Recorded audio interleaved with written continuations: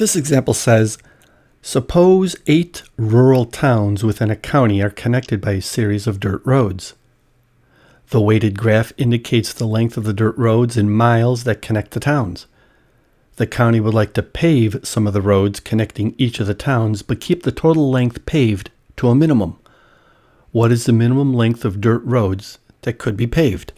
And here we have this connected weighted graph that represents this scenario. The vertices are the towns, and the edges are the dirt roads that connect the towns. And the weight here is the length of each dirt road. And what we're going to do is we're going to find the minimum spanning tree because we want to keep the length to a minimum. So we're going to find, and I'm just going to write it down here, we're going to find a minimum spanning tree. And a minimum spanning tree is a spanning tree that keeps the edges, the weights of the edges, to a minimum. So we could see right here that it says we have 8 towns. So there are 8 vertices here, and you could go ahead and count them up. 1, 2, 3, 4, 5, 6, 7, 8. So since there are 8 vertices, there's going to be 1 less edge. So there are 7 edges.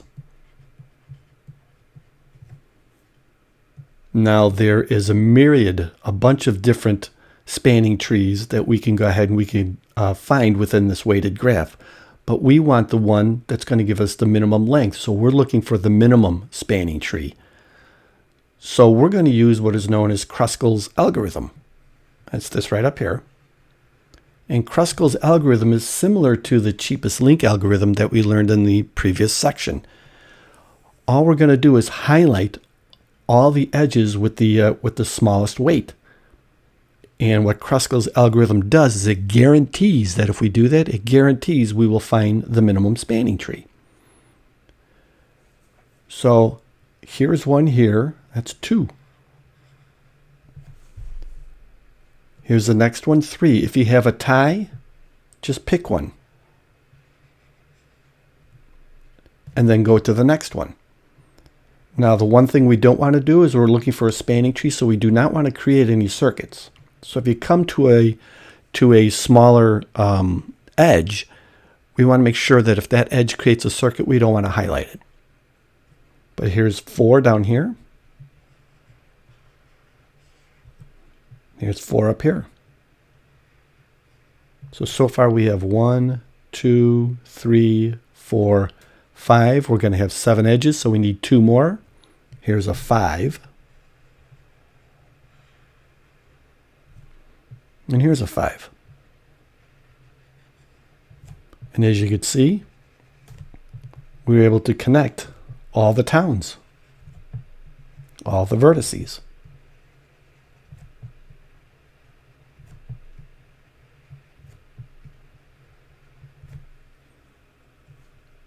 That's pretty much what it's going to look like. And if we go ahead and add up those weights, 5 plus 4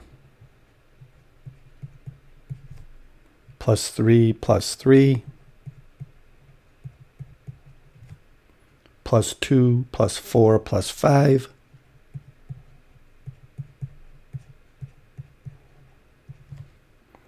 that's going to equal to 26 miles.